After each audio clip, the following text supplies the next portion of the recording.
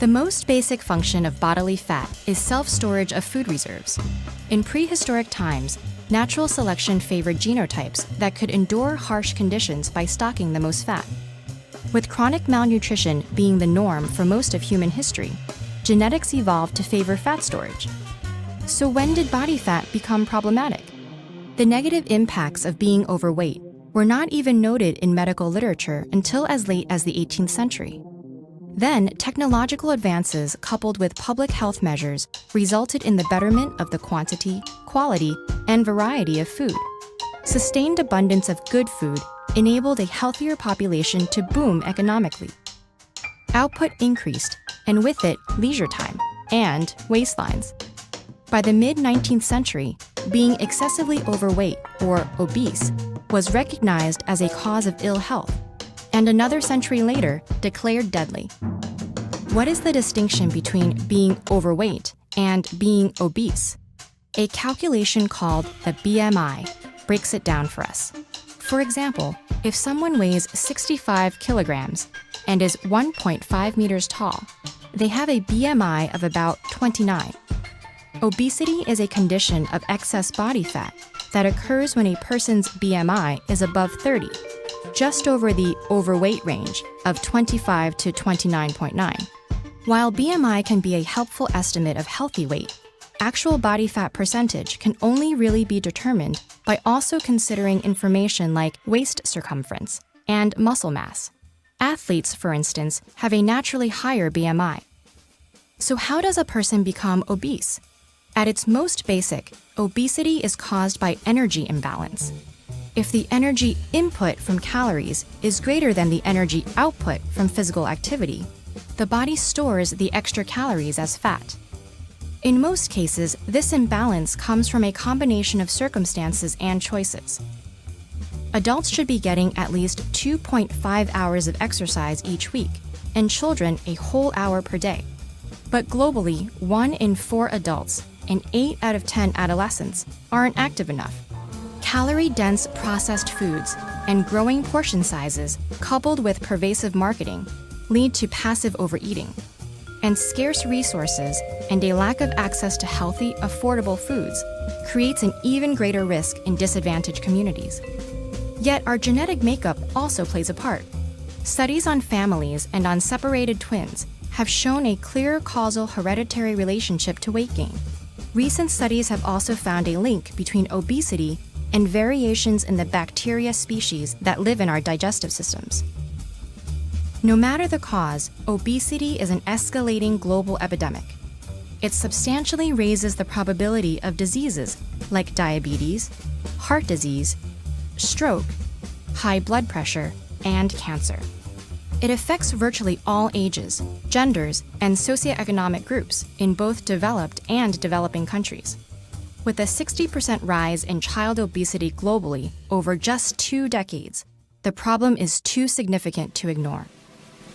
Once a person is obese, the climb to recovery becomes progressively steeper.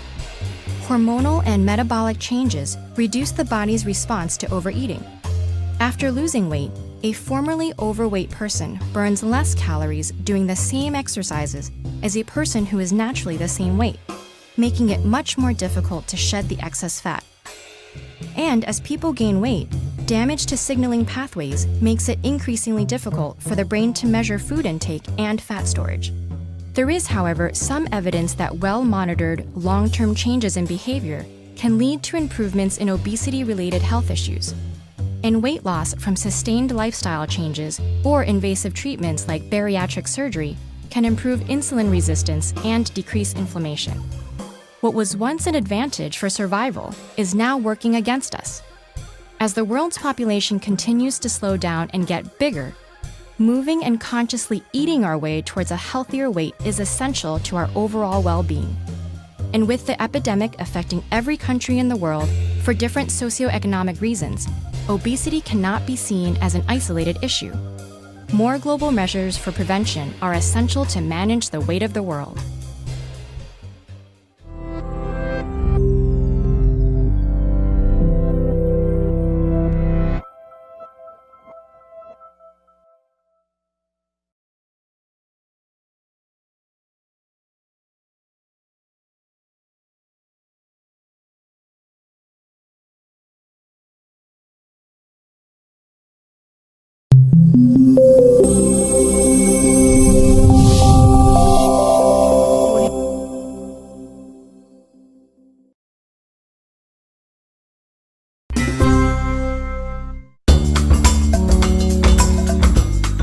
very important to realize that obesity is an illness that affects you from your head to your toes, meaning that it really does affect every part of your body. Obesity leads to an increased risk of heart disease, high blood pressure. Also, it can lead to increased risk of diabetes. In addition, liver problems are associated with being obese. In fact, liver transplant is now becoming necessary in many patients who are obese because obesity can lead to cirrhosis of the liver, necessitating need for a new liver. Something that many people don't know is that obesity can cause an increased risk in many cancers. And these are cancers such as breast cancer, prostate cancer, ovarian cancer, and even colon cancer. Infertility is a problem that affects many people, and obesity is sometimes the culprit. And this is true for both men and women. For women, there's something called polycystic ovarian syndrome, or PCOS, and oftentimes this is associated with obesity, and so women may not ovulate, and therefore they're not able to get pregnant. And in men, obesity does affect the quality of the sperm. The good news, though, is that if you do lose the weight, many times a lot of these health problems can be reversed. Sleep apnea is an illness that is associated with obesity that many people aren't even aware that they have. Sleep apnea occurs when you're sleeping and you actually stop breathing for periods of time and your oxygen level becomes dangerously low. The good news, though, is that sleep apnea is something that is reversed in many people once they're able to lose even a small amount of weight. So these are just a few of the many health problems that are caused by obesity.